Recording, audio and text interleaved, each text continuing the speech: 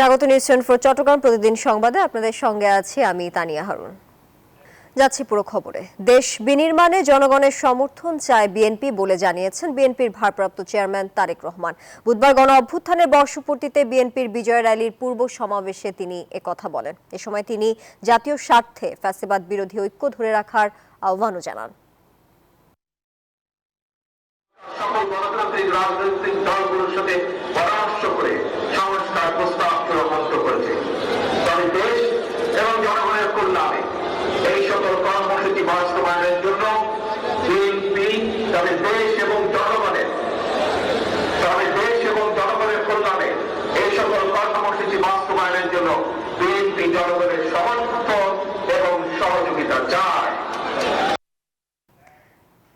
শত নির্যাতনের পরও বিএনপির নেতাকর্মীরা দমে যায়নি, কখনো মাথা নত করেনি বলে মন্তব্য করেছেন দলটির মহাসচিব মির্জা ফখরুল ইসলাম আলমগীর। বুধবার গণ অভ্যুত্থানের বর্ষপূর্তিতে বিএনপির বিজয় র্যালি পূর্ব সমাবেশে তিনি একথা বলেন।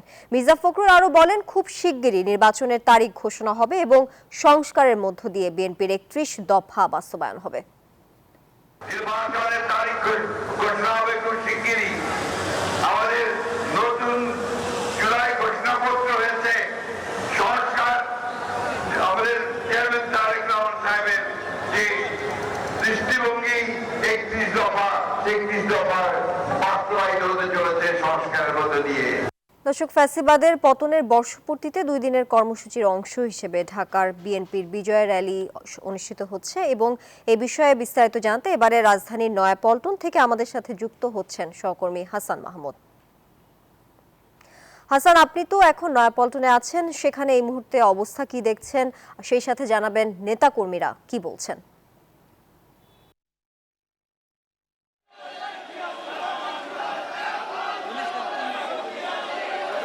তানিয়া, এখন পর্যন্ত কিন্তু আসলে আমরা যেটা দেখলাম যে বিএনপির যে বিজয় মিছিল সেটা কিন্তু 2 ঘন্টা যাবত মানে যে তাদের যে গন্তব্য শাহবাগের উদ্দেশ্যে যাচ্ছেই, অর্থাৎ বলাই চলে যে বিএনপির যে এক কথায় এই যে বিজয় মিছিল এটা একটা জনসমুদ্রে পরিণত হয়েছে এবং এখানে এখন পর্যন্ত নেতাকর্মীরা কিন্তু র্যালিতে অংশগ্রহণ করে শাহবাগের উদ্দেশ্যেই যাচ্ছেন এবং তারা জানাচ্ছিলেন যে আসলে বিগত সময়ে যে ফ্যাসিবাদী গণতন্ত্র হত্যার যে একটা ষড়যন্ত্র হয়েছিল সেটা রুখে দিয়েছে গেল যে জুলাই অভ্যুত্থান হয়েছে ছাত্র জনতা মিলে, অর্থাৎ 5 আগস্ট সেই এক কথায় অভ্যুত্থানের আজকে সেই বর্ষপূর্তি উপলক্ষে কিন্তু বিএনপির আজকের এই বিজয় মিছিল এবং এখানে বিজয় মিছিলের আগে একটি সংক্ষিপ্ত সমাবেশ হয়েছে। সেখানে ভার্চুয়ালি যুক্ত হয়েছিলেন বিএনপির ভারপ্রাপ্ত চেয়ারম্যান তারেক রহমান। তিনি কিন্তু এখানে নেতাকর্মীদের উদ্দেশ্যে বক্তব্য রেখেছেন এবং দিক নির্দেশনামূলক কথাও বলেছেন।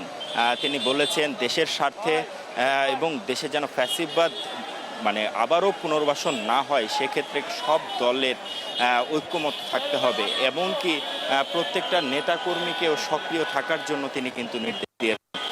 একই সাথে আরেকটু বলতে চাই যে এই মিছিল এটা ঢাকা বিভাগের যে জেলাগুলো আছে সেই জেলাগুলোর নেতাকর্মীরা কিন্তু এখানে অংশগ্রহণ করেছেন। শুধু বিএনপি নয়, বিএনপির যে অঙ্গ সংগঠন আছে, তারপরে ঢাকা মহানগর উত্তর দক্ষিণের থানা, ওয়ার্ড এবং বিভিন্ন ইউনিটের নেতাকর্মীরা এখানে উপস্থিত হয়েছেন এবং কিন্তু তারা এই র্যালিতে অংশগ্রহণ করে তারা প্ল্যাকার্ড ব্যানার নিয়ে কিন্তু এই র্যালিটি সাফল্যমণ্ডিত করছেন, এইটা তারা জানিয়েছেন এবং তারা আরও বেশি অনুপ্রাণিত হয়েছেন। গত দিন আসলে প্রধানমন্ত্রীর যে দিন বলেছেন তারপরে আসলে বিএনপির নেতাকর্মীরা আরও অনুপ্রাণিত হয়েছেন এবং সামনে গণতন্ত্র ফেরার লক্ষ্যে তারা একটি অবাধ, সুষ্ঠু এবং নিরপেক্ষ নির্বাচন আয়োজনের বিষয়ে তারা বলছেন যে আগামীতে একটি গণতান্ত্রিক সরকার ব্যবস্থা প্রয়োজন এবং যে সরকার ব্যবস্থা দেশে কোনো সময়ই আসলে ফ্যাসিবাদ পুনর্বাসন করবে না এবং দেশে কোনো রকম কোনো অরাজকতা থাকবে না, জনগণের অধিকার প্রতিষ্ঠা হবে। অর্থাৎ এই যে 16 বছর যে অন্যায় অবিচার সহ্য করেছে দেশের মানুষ, দেশের জনগণ, সেটা যেন কোনো সময় আর এইভাবে আবার নতুন করে তারা অত্যাচারিত না হয়, তারা নির্যাতিত না হয়। একই সাথে নেতাকর্মীরা যেটা জানাচ্ছিলেন যে তারা সব সময় সক্রিয় আছেন এবং বিএনপি আগেও প্রধান উপদেষ্টা সহ অন্তর্বর্তী সরকারকে রাষ্ট্রপতি সহযোগিতা করেছে, সিদ্ধান্ত সহযোগিতা করেছে এবং এর পরেও সুষ্ঠু নির্বাচন আয়োজনেও বিএনপি সহযোগিতা করবে এবং রাষ্ট্র গঠনে সহযোগিতা করবে। একই সাথে এখানকার যারা কেন্দ্রীয় নেতারা এখানে উপস্থিত ছিলেন, এখানে কিন্তু প্রধান অতিথির বক্তব্যে বিএনপির ভারপ্রাপ্ত চেয়ারম্যান বলেছেন, মির্জা ফখরুল ইসলাম আলমগীর কথা বলেছেন, কেন্দ্রীয় নেতারা এখানে উপস্থিত ছিলেন। তারা কিন্তু ট্রাক যোগে এখান থেকে আসলে র্যালির সঙ্গে যুক্ত হয়ে শাহবাগের উদ্দেশ্যে গেছেন। আর আমরা এখানে আসার পর থেকে যেটা লক্ষ্য করেছি, দেখেছি বিভিন্ন আশেপাশের যে জেলাগুলো থেকে, যেমন টাঙ্গাইল, গাজীপুর, নরসিংদী, নারায়ণগঞ্জ, মানিকগঞ্জ, মুন্সিগঞ্জ, এই জেলাগুলো থেকে যারা এসেছেন তারা কিন্তু ট্রাক যোগে, কেউ বাস যোগে, আবার কেউ কেউ নিজস্ব গাড়ি যোগে কিন্তু এখানে এসেছেন এবং এই যে বিজয় মিছিল সেটাতে অংশগ্রহণ করেছেন। আর নেতাকর্মীরা কিন্তু এই যে মিছিল সেটা শুরু হয়েছে 4:30 নাগাদ এখান মিছিলটা শুরু হয়েছে বিএনপির যে কেন্দ্রীয় কার্যালয় নয়াপল্টন থেকে, সেখান থেকে শুরু হয়েছে এবং সেটা কিন্তু এখনো চলমান আছে। এই মিছিলের শেষ গন্তব্য শাহবাগ। কেন্দ্রীয় নেতারা বক্তব্য রাখবেন, সংক্ষিপ্ত বক্তব্য রাখবেন এবং দিক নির্দেশনামূলক বক্তব্য দেবেন। তো পল্টনে এই ছিল আমার কাছে সর্বশেষ তথ্য। হাসান, আপনাকে ধন্যবাদ নয়াপল্টন থেকে যুক্ত থাকার জন্য।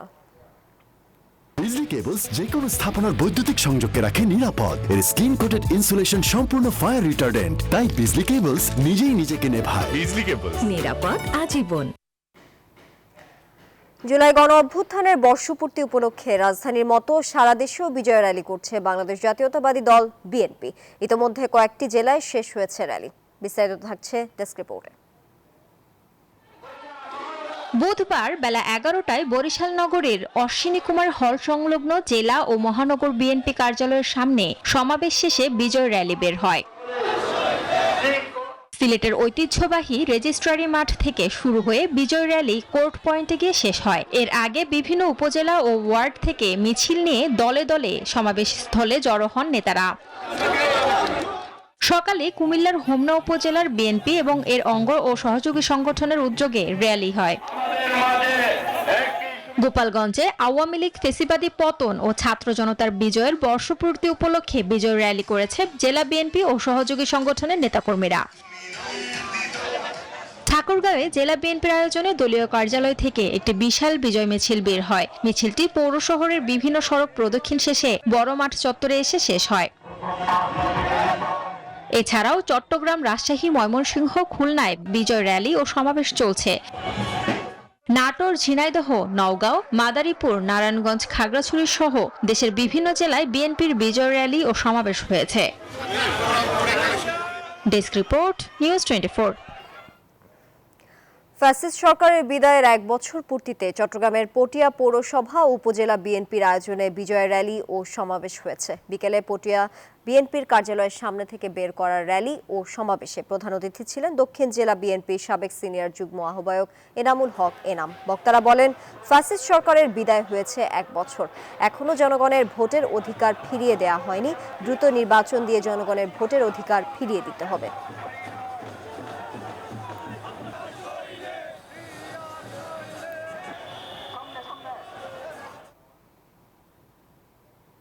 চট্টগ্রাম প্রতিদিন সংবাদে বিরতি নিচ্ছে, সাথেই থাকুন। স্বাগত আরও একবার, দেখছেন নিউজ 24 চট্টগ্রাম প্রতিদিন সংবাদ। দেশের প্রধান পর্যটন শহর কক্সবাজারের সাথে ঢাকা চট্টগ্রামে ট্রেন চলাচলের 20 মাস পার হলেও এখনো শুরু হয়নি পণ্য পরিবহন। যাত্রী আছে, পণ্য নেই, তাই 11,000 কোটি টাকার এই প্রকল্পে দেখা দিয়েছে আয়ের দুর্ভিক্ষ। ব্যবসায়ীরা বলছেন, কক্সবাজার ট্রেনে কার্গো সার্ভিস চালু হলে লাভবান হবে রেল কর্তৃপক্ষ। পণ্য পরিবহনে কমবে খরচ ব্যবসায়ীদের। রতন দাসের ছবিতে চট্টগ্রাম থেকে আরো জানাচ্ছেন নয়ন বড়ুয়া। ঝিক ঝিক শব্দ তুলে পাহাড় ও গ্রামীণ পথ পেরিয়ে আইকনিক স্টেশনে যেন থামে ট্রেন। এটি যেন রূপকথার যাত্রা। তবে সেই স্বপ্ন 20 মাস আগে পূরণ হলেও রয়ে গেছে আক্ষেপ ও অর্থনৈতিক লোকসান। ঢাকা ও চট্টগ্রামের সঙ্গে 2টি করে 4টি যাত্রীবাহী ট্রেন কক্সবাজার আসা যাওয়া করলেও পণ্যবাহী ট্রেন চালু হয়নি এখনো। এমনকি যাত্রীবাহী ট্রেনগুলোতেও পণ্যবাহী কোনো লাগেজ ভ্যান যুক্ত করা হয়নি, যে কারণে বিপুল ব্যয়ে নির্মিত এই রেলপথ নির্মাণের সুফল মিলছে না। রেলওয়ে পূর্বাঞ্চলের মহাব্যবস্থাপক বলেন, ব্যবসায়ীদের চাহিদা থাকলে দ্রুত চালু হবে ট্রেনে পণ্য পরিবহন। বাণিজ্যিক বিভাগকে আমি নির্দেশ দিছি, বিভাগীয় বাণিজ্যিক কর্মকর্তা এবং প্রধান বাণিজ্যিক কর্মকর্তাকে তারা কক্সবাজারের বণিক সমিতি বা ব্যবসায়ী সমিতির সাথে বসবেন, বসে তাদের ডিমান্ড অনুসারে আমরা পার্সেল, প্রত্যেকটা ট্রেনের সাথে পার্সেল কোচ আমরা লাগাই দেবো আর কি। ব্যবসায়ীরা জানান, শুরু থেকেই কক্সবাজার থেকে পণ্যবাহী ট্রেন চালুর দাবি জানিয়ে আসছেন, তবে এখনো রেলপথে পণ্য পরিবহন না হওয়ায় বিপাকে রয়েছে তারা। কাঁচামাল এবং কক্সবাজার থেকে ড্রাই ফিশ, ফ্রোজেন ফিশগুলো যদি অগ্রাধিকার ভিত্তিতে এই রেলে পরিবহন করে থাকে, তাহলে খরচ কমবে এবং ভোক্তাদের, সাধারণ জনগণ এর দ্বারা উপকৃত হবে। ট্রেনের মাধ্যমে যদি কার্গো পরিবহিত হয়, সেটা নিরাপদ যেমন হবে, সময় কম লাগবে এবং সাথে সাথে ব্যবসায়ীরাও লাভবান হবে। চট্টগ্রামে দোহাজারী থেকে কক্সবাজার পর্যন্ত 102 কিলোমিটার দীর্ঘ এই রেলপথ নির্মাণে প্রায় 11,000 কোটি টাকা ব্যয় হয়েছে। প্রকল্প প্রস্তাবে বলা হয়েছিল, চট্টগ্রাম কক্সবাজার রেলপথে যাত্রী ও পণ্য পরিবহনের মাধ্যমে রেলওয়ের বছরে 442 কোটি টাকা আয় হবে। সেখানে প্রথম এক বছরে যাত্রীবাহী ট্রেন চালিয়ে আয় হয়েছে মাত্র 80 কোটি টাকা, যা লক্ষ্যমাত্রার 5 ভাগের 1 ভাগ। নয়ন বড়ুয়া, জয়, নিউজ 24, চট্টগ্রাম। ব্রাহ্মণবাড়িয়ার নিয়াজ মোহাম্মদ উচ্চ বিদ্যালয়ের বিজ্ঞানাগারে বৈদ্যুতিক শর্ট সার্কিট থেকে অগ্নিকাণ্ডের ঘটনায় অন্তত 25 শিক্ষার্থী আহত হয়েছেন। বুধবার দুপুরে বিদ্যালয়ের 3য় তলায় বিজ্ঞানাগারে শিক্ষার্থীরা ল্যাবের কাজ করছিল। এই সময় মাল্টিপ্লাগে হঠাৎ শর্ট সার্কিট হলে আগুন লাগে। আগুন ছড়িয়ে পড়ার আশঙ্কায় শিক্ষার্থীদের আতঙ্কিত হয়ে ছোটাছুটি করে। এ সময় বেশ কয়েকজন শিক্ষার্থী আহত হন। এর মধ্যে এক শিক্ষার্থীর অবস্থা আশঙ্কাজনক। জেলা প্রশাসক জানান, ঘটনার কারণ অনুসন্ধানে 3 সদস্য বিশিষ্ট তদন্ত কমিটি গঠন করা হবে।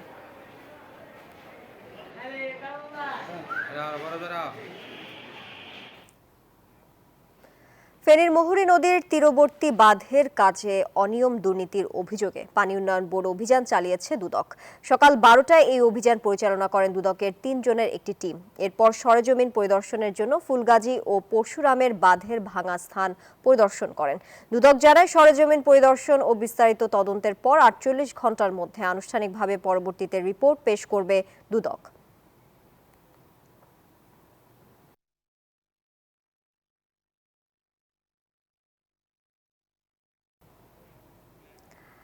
চট্টগ্রামের আলোচিত নিষিদ্ধ ছাত্রলীগ নেতা মোহাম্মদ নাইম সহ 6 জনের গ্রেফতার দাবিতে মানববন্ধন হয়েছে। বিকালে ওয়ার্ডের প্রধান সড়কে স্থানীয় বাসিন্দারাই মানববন্ধন করেন। কর্মসূচি পরিচালনা করেন 18 নম্বর ওয়ার্ড বিএনপির সদস্য সচিব আলী আজগর। এতে আরও উপস্থিত ছিলেন বাকলিয়া থানা বিএনপির সাবেক সাধারণ সম্পাদক অধ্যাপক নুরুল আলম রাজু, 18 নং ওয়ার্ড বিএনপির আহ্বায়ক আলহাজ মোহাম্মদ মহিউদ্দিন সহ অন্যান্যরা।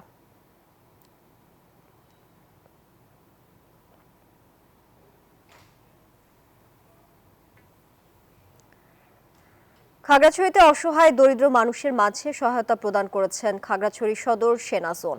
বুধবার সকালে zone commander lieutenant colonel Mohammad Khadimul Islam এই সহায়তা ও ত্রাণ তুলে দেন। মানবিক এই উদ্যোগের অংশ হিসেবে 14টি পরিবারকে মোট 1,30,000 টাকা আর্থিক অনুদান, একটি পরিবারকে সেলাই মেশিন ও 50টি পরিবারকে খাদ্য সহায়তা প্রদান করা হয়।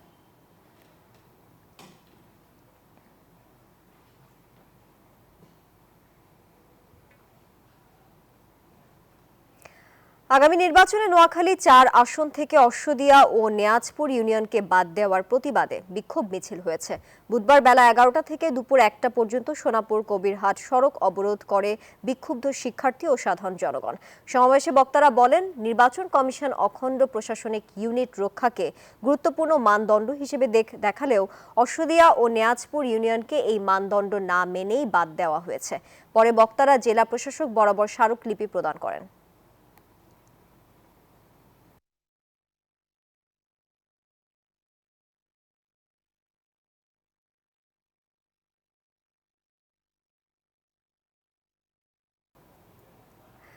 চট্টগ্রাম প্রতিদিন সংবাদ এখন এ পর্যন্ত। আরো সংবাদ ও বিশ্লেষণ জানতে ভিজিট করুন news24bd.tv। এতক্ষণ সঙ্গে থাকার জন্য সবাইকে ধন্যবাদ।